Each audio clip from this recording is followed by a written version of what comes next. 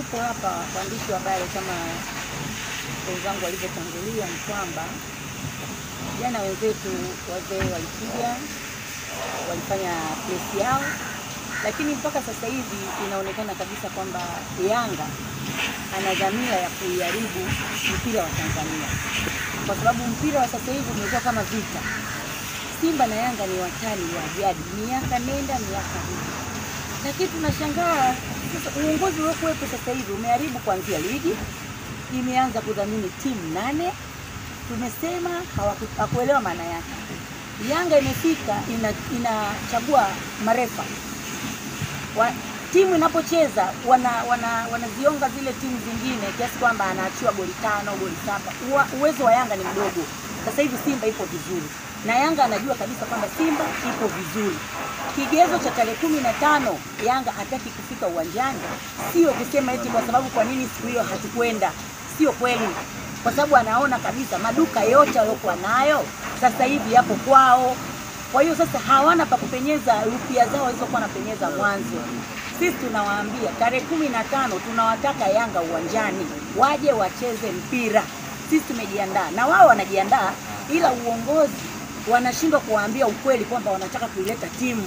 Wanasikilizia yani kelele za wa mashabiki wao, kwa sababu tayari walishawaaminisha kwamba hawachezi.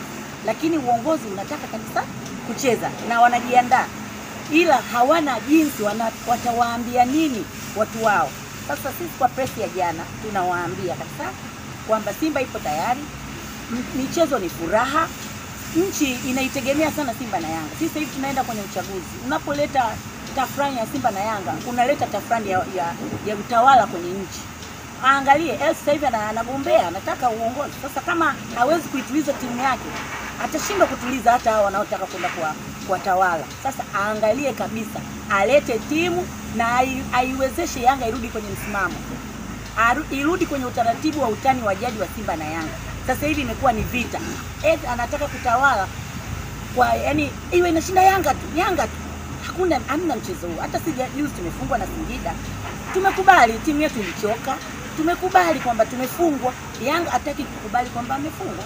Hiyo ndio kitu ambacho kinawaathiri sana timu ya Yanga. Tunaomba kabisa, tunaomba wasimletee chokochoko huyu mama. Sasa hivi yuko kwenye tafrani hapa nchini. Tunataka siasa za mpira ziishe. Tunataka mpira uwe amani, furaha. Sasa wao wanapotaka kuleta kama ugomvi, na TFF na bodi ya ligi wawe makini. Wasipo yani wakiondoa tarehe 15 na sisi pia tutagoma, ina maana watakuwa wanaleta nini sasa ndani ya nchi? Simba na Yanga ndio ligi ya nchi. Sasa kama TFF na bodi ya ligi inashindwa kuzisimamia Simba na Yanga, amini kabisa mpira wa Tanzania unaenda kufa. Na sisi hatuwezi kukubali mpira ufe kwa sababu ya watu wachache ambao wanashindwa kuongoza. Kwa hiyo naomba kabisa tarehe 18 na tarehe 15, na nawaambia tumejiandaa vizuri tarehe 15. Yanga aje na tunampiga na ubingwa. Hii ndio finali ya Simba na Yanga. Ubingwa tunachukua mguuni kwa Yanga.